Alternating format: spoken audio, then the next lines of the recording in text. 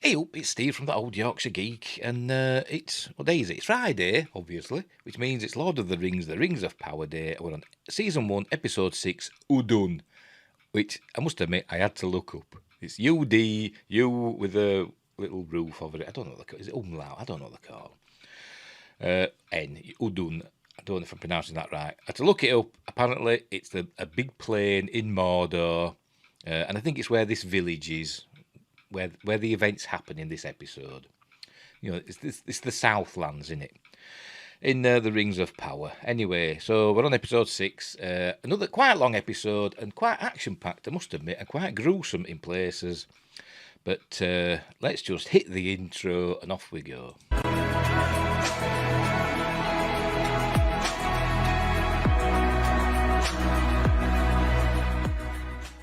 Right, I'm back. So, Udun, episode 6. As I said, quite a gruesome episode. Some battle scenes in this. I do have some problems with this episode, although I did enjoy it, I must admit. It's probably the best episode so far, in my opinion, because of all the action. And but I do have a problem with some of the decisions that were made. But I'm not a military expert. What do I know? So let's fire it up and we will see what we will see as we go through this episode. There's the Amazon logo. Doing the old, previously on. That's the blade. I don't know what it's... Has it got a name? I don't know. It's like a Morgul blade, isn't it? It's something to do with Sauron.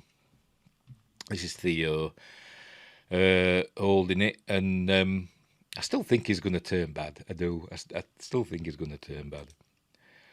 Although he doesn't turn bad in this. This is Bossy Boots Bronwyn. For some reason, why is she in charge? I've no idea.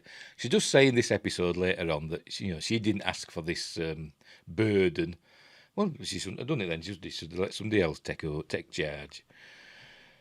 And that's Arendir. They're watching the orcs come in, and Adar, who's leading the orcs, who we learn is an Uruk. That's what they call them. We learn later on that is a corrupted elf, corrupted by Morgoth, one of the first ones apparently, but we find that out later. So I'm getting ahead of myself as per usual. So there we go into the titles, blah de blah de blah, which is a nice theme, I must admit, by Howard Shaw, who did Peter Jackson's Lord of the Rings, but they don't want to be connected to that in any way. Bollocks. Sorry, I'm swearing, but there we go. Right, we see this metallic gloved hand. It's gouging out a bit of earth, and it plants a seed. This is Adar, and it plants a seed, and then it says something along the lines of, life sprouting from death, or whatever. And apparently that's an elven tradition. You plant a seed on the battlefield before battle commences. So that's what he does, showing his elven roots. There he is. Uncle Benji in Game of Thrones. So these are all the orcs getting ready to go to battle.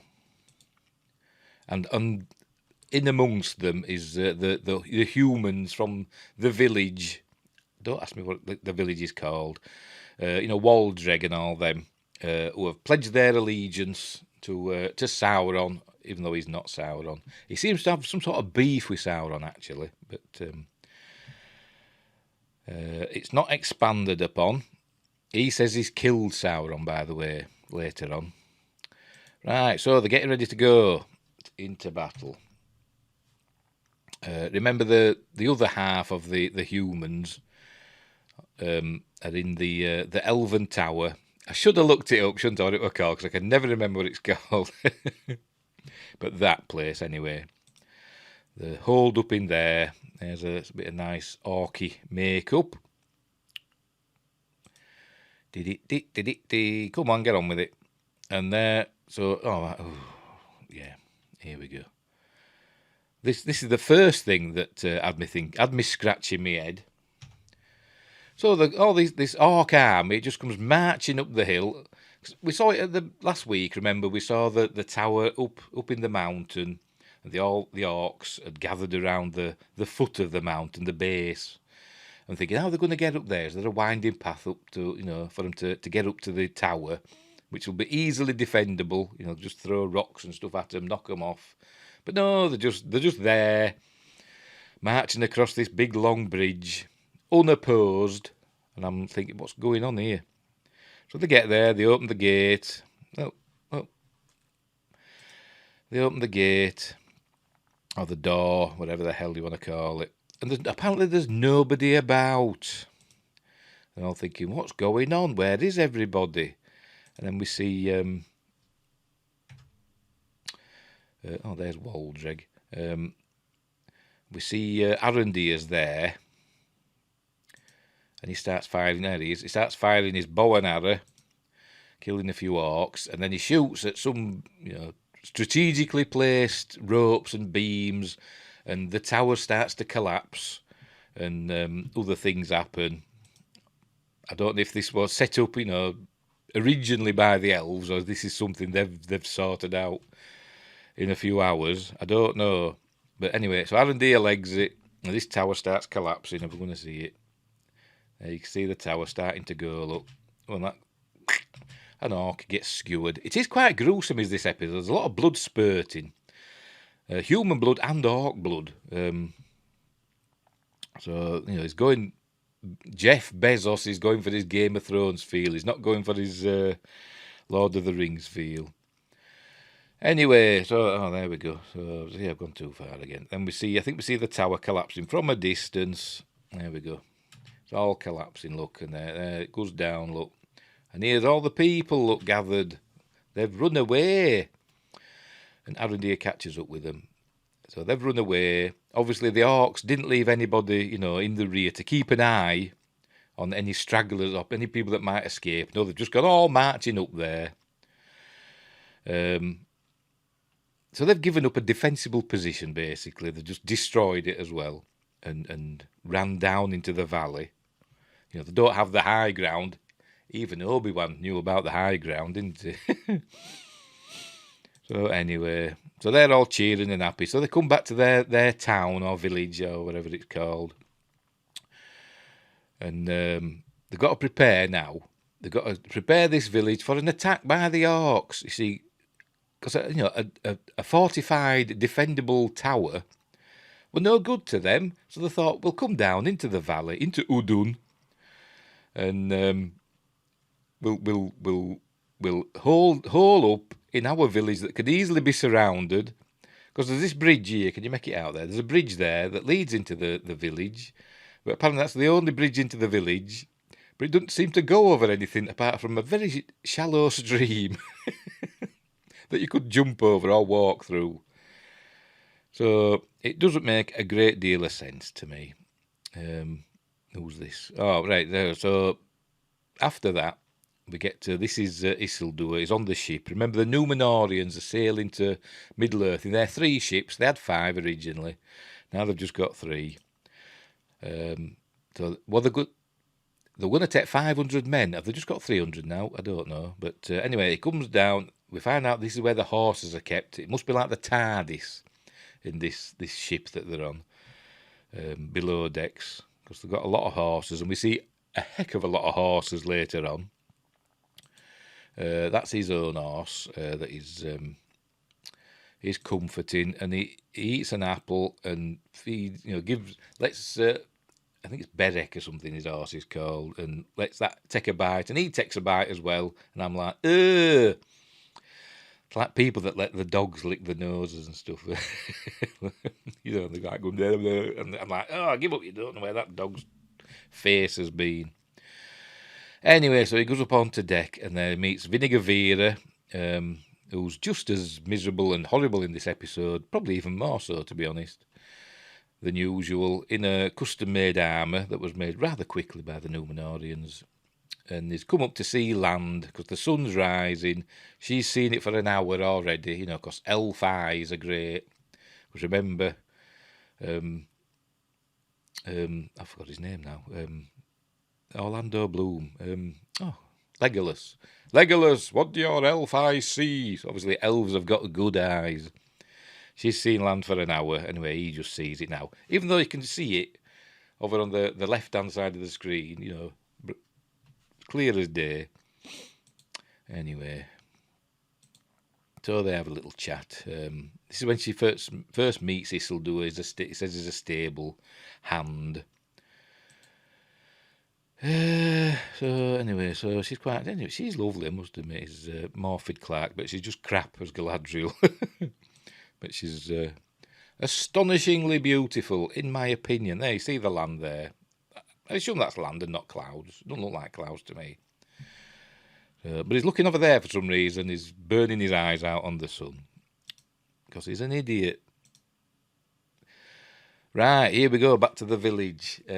Arundi is trying to break this sword fragment, but he can't do it. He's smashing it with the hammer. The hammer breaks, and he says, "This cannot be broken by any craft of ours," or whatever. Much like the ring. Remember, the one ring could not be destroyed by any craft of elves or men or dwarves. Right, so they're getting ready. He gives a little speech. He says, you know, we've got to defend this place. Are you all with me? And blah, blah, blah. And they all go, yeah. And then he goes, are you all with me? And he goes, yeah.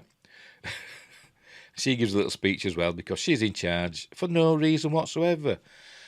Because all the women are in charge, you see. All the good, for the good guys, it's, you know, women all the way. Numenor, it's a queen. This village, it's Bronwyn. Galadriel, you know, leader of the elves, well, in this particular instance. And all the bad guys are led by men. You know, obviously. Because men are bad, aren't they? Men are bad. So here we go. So they're all getting ready, you know, a bit of industry, a bit of working, sorting stuff out. They should have played the A-Team theme, shouldn't they? Dee. But they didn't. So they're getting ready. Theo wants to fight, and she says, well, he says, I can fight, and she tells him, does Bronwyn, to go into the tavern, because they send all the women and children and the elderly and stuff into the tavern, the ones who can't fight. And he says he wants to fight, and he says, yes, you've got to protect those that can. So that's what he does.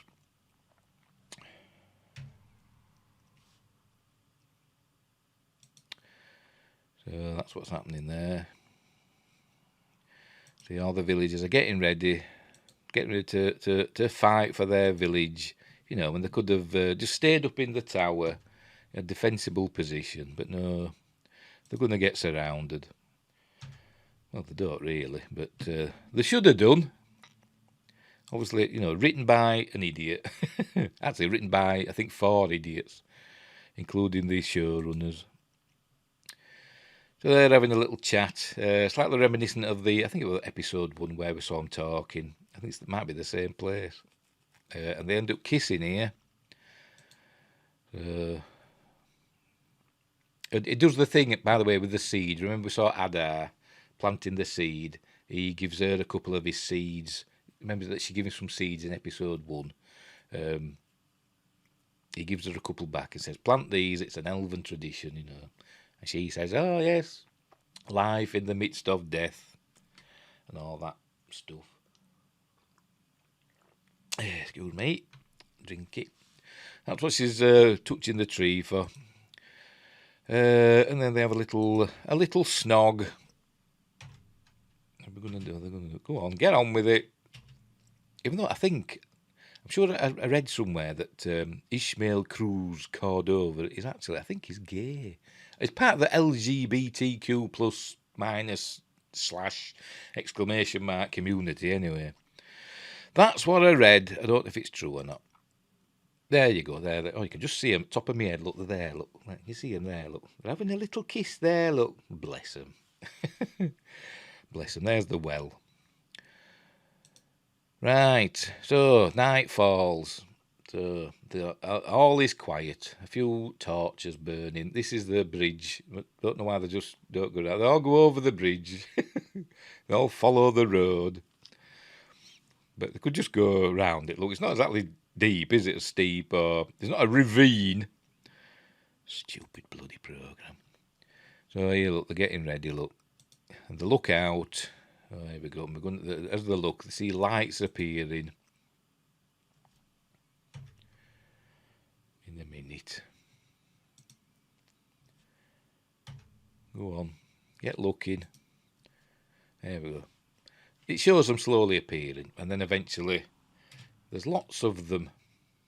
Press play. There we go. And they're coming to focus, so... I must admit, I did like that shot. That was a good shot, but it was all blurry, and then went into focus and we saw them. Well staged, I should say. So here they go, look, they come streaming over the bridge. Why aren't they surrounding the village? You'd have thought they would, wouldn't you? But it turns out these are basically cannon fodder. There's a few orcs, but they're mostly the people of the village. They've got helmets and stuff to cover their faces. So they're not actually fighting orcs. Some of them are, but most of them are their own people, which is what they find out later. So here we go. So the battle commences, and there's heads lopped off and blood spurting and all sorts. He's obviously an orc, isn't he? I think is he the one that fights Arondir? Let's have a look. No, he ain't. Right. So what they do, by the way, yeah, Bronwyn had trouble. She was supposed to be lighting this cart on fire, and she was using a flint, and it wasn't happening, and the orcs were approaching, so she got an orc, killed him instantly. After he kills, a man, the woman kills the orc instantly, and uses his torch to set the stuff on fire, so so confusion in the ranks of the orcs. So Arondir starts firing his bow and arrow. These orcs have got a battering ram. They're going to get into the tavern. Don't know why they've decided they want to get into the tavern, straight away. But they do. So here we go. Fighting ensues. People falling. And Arondir ends up fighting this big, massive orc, who starts out big and massive. Let's keep scrolling. There we go. There he is. Look, big, huge orc. Look, he's huge. He's almost a troll, isn't he? But he's a big fella. And we see him throwing. Let's go back a bit. We see him throwing. Oh, for God's sake! There he is. Look. See him throw. He's much taller than Arondir. He's throwing him about. And then he suddenly changes size, and they're about the same height all of a sudden, in a minute. Still throwing him about, look. There we go, and he's got... it's a bit of gruesomeness here. He stabbed him in the eye earlier on. You see that sticking out of his eye there. Look, and he grabs hold of it and starts pulling it out, and all black orc blood comes squirting out. Look, there, all gruesome. Goes in his mouth. Look, there's in my mouth. But anyway, when this fight, they're suddenly the same size. There was a similar thing last week. I forgot to point it out. I did notice it at the time, but I forgot to point it out. There was an error in the sizing of Durin and Elrond. It showed them in one shot. Obviously Durin's a dwarf and very short, and Elrond's an elf and tall and willowy. And but then in one shot, they seem to have forgot, and it showed them at roughly the same height. And I forgot to point that out last week. And there's a similar thing happens here. This orc starts out like a good foot taller than Arondir, and then they start fighting, and then suddenly they're about the same height all of a sudden. But anyway, so he's gonna kill Arondir. He gets this knife, and it's just pulled out of his eye, and he's gonna kill Arondir with it. But there we go. Bronwyn saves him. A sword appears through his neck, and so that orc's dead. They're quite easy to kill, these orcs. Remember, I think it was last week, where I was talking about orcs, and I was saying, they're difficult to kill, because we saw them in the Peter Jackson films with all clamps and stuff, and what they call them, nuts and bolts and washers and stuff, holding themselves together. And so I said they're obviously hard to kill. You got to chop their heads off and stuff, but they seem to be quite easy to kill in this. But anyway, they win the battle, and that's when they find out that they are. Arondir notices the blood's red on some of them. That's when they notice that most of them were their own people. So they're all upset about that. So then the main orc army arrives. He's saying, "Oh, look, something's coming," and then he gets got with a bow and arrow, not a bow and arrow. Gets got by an arrow. Sorry, not an arrow. my Yorkshire accent creeping in. It's crept in and had a crap. That's what it's done. So battle ensues again. But they're getting their bottoms handed to them. Here comes the orcs charging out the woods, and the retreat to the keep. Bronwyn gets shot with an arrow. So they drag her into through about there. Can you see? Not about there. So the retreat to the tavern, which they're calling the keep, and it must be the toughest building in the town village. So they're all barricaded in there, and they get this arrow. Honestly, he breaks it, look, and then pulls it out, and then they cauterize it because she's bleeding all over. Yeah, we're going to see that there. It's all blood spurting out and stuff, and it's all. So they cauterize it, with a hot thing, and they think she's dead, but she ain't. She coughs and comes back to life. There's blood on the floor, and so anyway, she's okay suddenly, more or less.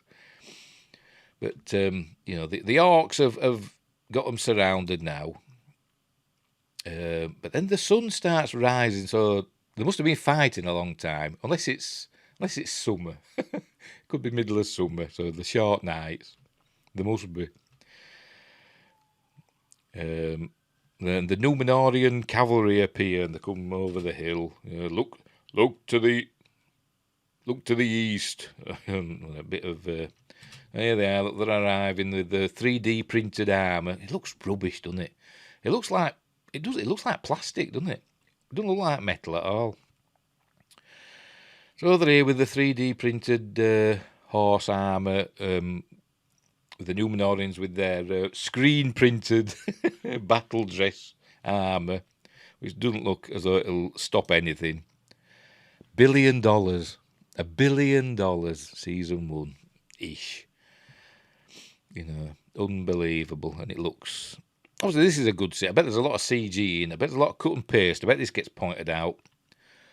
I bet there's a lot of cut and paste. Remember last week when it showed them in the tower, the townspeople? There's been images appearing on the internet of how the people have been copied and pasted. Oh, unbelievable! $1 billion, $1 billion. Anyway, I bet these are copied and pasted. So they're coming charging towards the village. Suddenly it's dark in the village all of it. Oh no, they're inside the tavern here, aren't they? They've got in the tavern.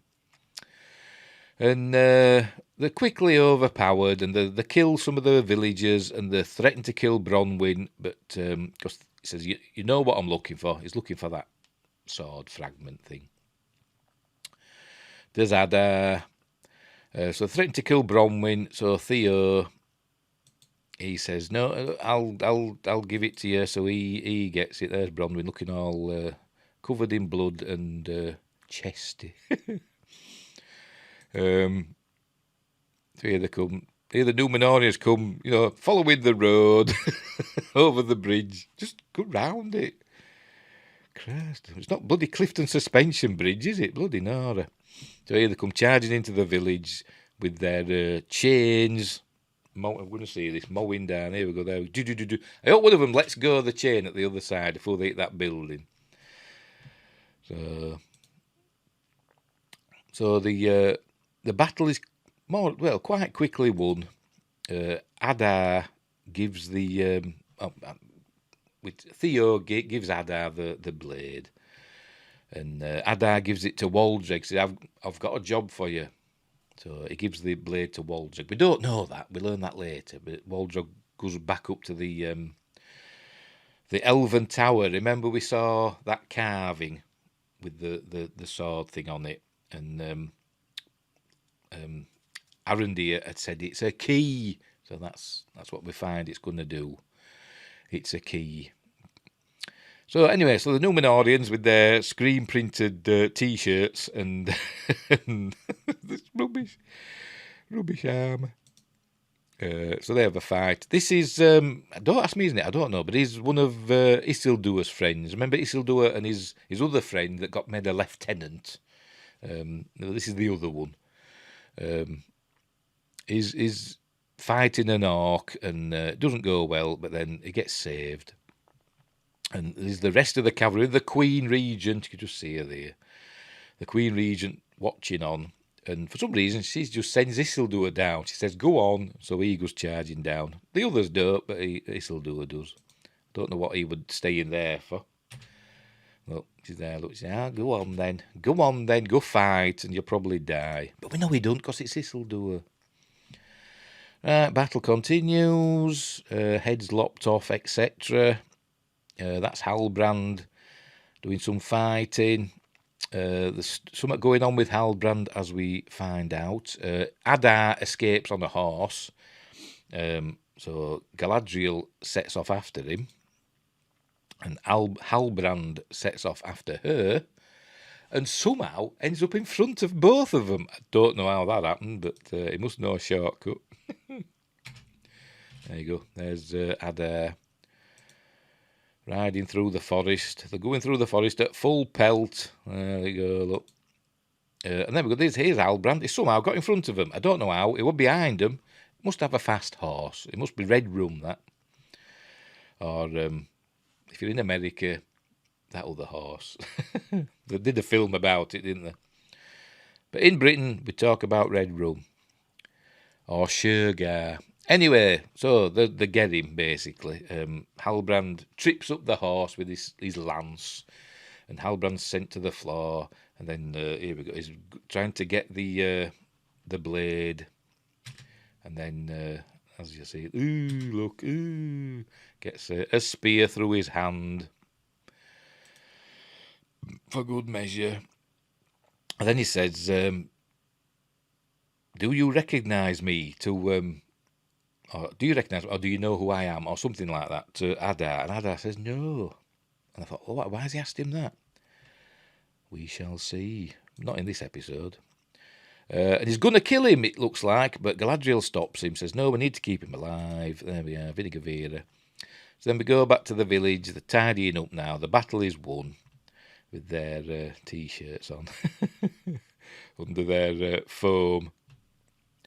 $1 billion. So them two, anyway, they're going to go and do something battley, but he's stayed, not battley, the nearby town from where I live. I mean battley, as in to do with a battle. But the other chap, the other friend, is going to stay behind and help clean up stuff. They're going to go and kill more orcs. Because some of them escaped. That's what it is. They've got to go and, tidy up the orcs that remain, that have escaped. So Galadriel, Vinegar Vera, she's got Adar in chains in a barn. I think it might be Waldreg's barn. He seems okay, doesn't he? This is when he tells her about what he is. He's an Uruk. She says, oh, you're one of the elves that were spoiled by Morgoth. It's all Morgoth, they're rolling their eyes a lot and talk about Sauron. But I can't roll my eyes because Ankyloglossy. I'm not sure. Where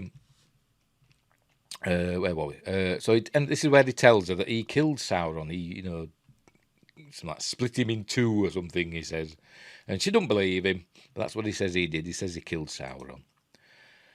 But Halbrand Sauron. That's what I'm guessing. That's the rumour.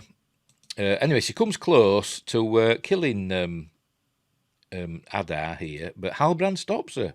So they've reversed the roles. Here we're going to kill him in the forest, and now she's going to kill him in the barn, and they stop each other.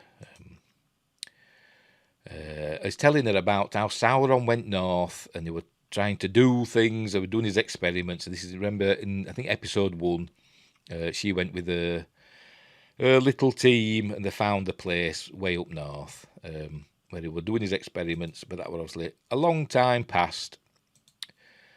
So that's that. So then he says, he killed Sauron because he was sick of his, his orcs being used as lab rats, basically. Drink a coffee. So that's what happens there. Come on, kill him. Well, he's not going to kill him. Try and kill him, and then Halbrand comes in and stops her. There we go. Anyway, they're outside now. It's super pretty, I must admit. I'm quite taken with Morfydd Clark. I saw her in St Maud, and she was quite plain in that, looking. But, she's... even here, where she's all dirty and, she's been through a battle and her hair's unkempt, she's astonishingly attractive, in my opinion. Crap character, Galadriel, but Morfydd Clark's a fine-looking woman, and with lovely eyes, I must admit, she's got lovely eyes. But she's no Kate Blanchett. She's no Kate Blanchett. But who is, apart from Kate Blanchett? So here they're talking, she thanks him for stopping her and all that stuff. And then I think a rumble happens. They feel a rumble. There we go. Because I've probably gone too far. No, maybe not. This is the Queen Regent, is it Miriel? She meets Bronwyn, and the in a look at that, it's cloth, isn't it? It's bloody cloth. $1 billion. Anyway, she says, she's led the village, but she said, a burden I didn't want. So she introduces her to Halbrand, and they all say he's the king. They all hail the king true king of the Southlands, and all that. He's the little. Somehow that proves he's the king. I don't know how. It's the seal, I suppose. So they're all happy, but then we cut to. Come on. In a minute. There we go. Arondir gives this is the what he thinks is the sword hilt thing. He gives it to Theo. He's having a drink. Look, he's not wasting any time, is he, this chap? He gives it to Theo. He says, hide it, make sure nobody else finds it. So Theo obviously wants to have a look at it one last time. He opens it up. There we go. And we find out, there we go, it's not the thing, it's an axe. So then we cut to, there we go, Waldreg. He's back up in the tower and does a bit of an Excalibur thing here, drives the hilt. He's used his own blood and he's got a full, I'll go back a bit, shall I? And you can see. He gets a full blade. There we go. You see, look, there we go, the full blade form. So he does a bit of an Excalibur, drives it into the stone. And then turns it, because it is a literal key, turns it, look, and all rocks and stones start doing things. Look, and all that, and basically the dam opens. There's a dam there where the tower was. It's dammed. The horses know something's happening. They hear all this rumbling, and I thought the village were going to be, the valley was going to be flooded. But that's actually not what happens. All the tunnels that the orcs had dug, it's to do with that. All the water goes through those tunnels, and we'll see where it goes. See, I feel all this rumbling, so much going on. The animals are spooked. And then we see he knows what's happening. He gets down and ready. And we see all the water there going through all these orc tunnels and through channels that have been dug. Remember, they had all the slaves digging all this stuff, didn't they? And it all ends up in the big mountain that we keep seeing, a mountain in the background. And we find out that all the water goes into the lava inside this mountain. So it's obviously a volcano, isn't it? And it sets off the volcano. Would that happen? I don't know. I thought it'd just turn it into solid rock and not make it even more volcanic. But it sets off an eruption. There you go. So this must be Mount Doom then. So this is the birth of Mount Doom, isn't it? But remember, we're in Mordor. The Southlands is Mordor. There we go. So there we go. All erupts. Look, proper eruption. Bit Dante's Peak. Great film. And there's pyroclastic flows coming, and there's huge lumps of magma and rocks and stuff raining down on the village. People are killed. People are running for their lives. But Galadriel stands her ground. She just stands there watching, daring the volcano to come and get her. Here it comes. Look, here comes the pyroclastic flow. And as we see, he's gone. Look, that was the thing. Where's Adar gone? Has somebody released him? I don't know, but he wasn't there. Oh, see, I've gone too far. Look, there we go. There we see Galadriel. She just stands there because I don't know why. She must think she's King Canute. She could stop it, and that's how it ends. In the coming next week thing that we're on Amazon, we see the aftermath. And remember the in the trailers and stuff, we've seen her with covered in Cheeto dust, and that's obviously the aftermath of this. So that's the end of the episode. So there you go. That's the end of episode 6. Udun, the birth of Mount Doom. Ooh, where Sauron forges the One Ring to rule them all. Wasn't a bad episode. I quite enjoyed it, to be honest. Still hate Galadriel. I do. She's horrible. A horrible character.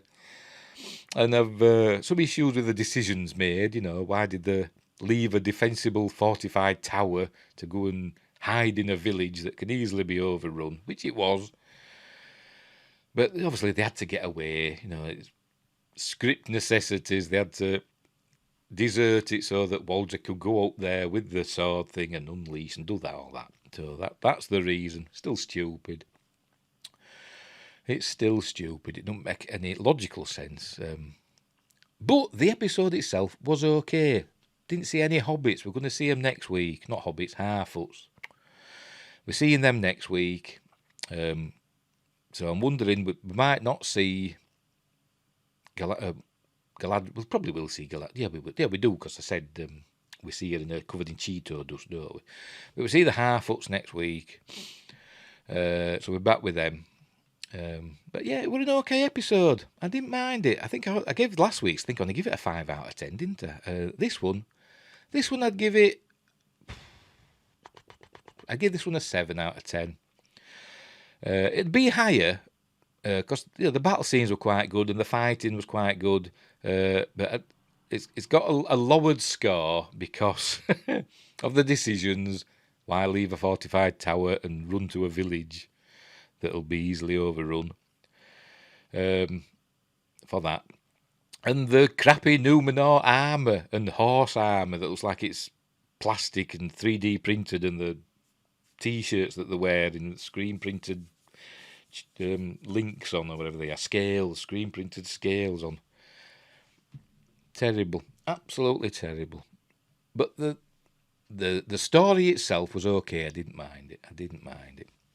It was okay. So 7 out of 10 we'll give that. So that's it. So that was episode 6, wasn't it? With 2 more left. With 2 more episodes left. Do we know what they're going to be called? Let's have a look. Do we know what they're going to be called? No, we don't. It just says to be announced. But yeah, 2 more episodes to go. And then that's it until season 2 comes out. I don't know when that'll be. Will it be next year or the year after? I don't know. But anyway. So yeah, this is probably the best episode so far. Even though, it did have its problems. So 7 out of 10. I can't remember the other scores I've given. So I might have given some higher scores. I don't know. But I did like this one the most. I'm inconsistent. I don't care. Right, so we'll leave it there. So, wherever you are in the universe, or in Middle Earth, look after each other. And until next time, I'll see thee.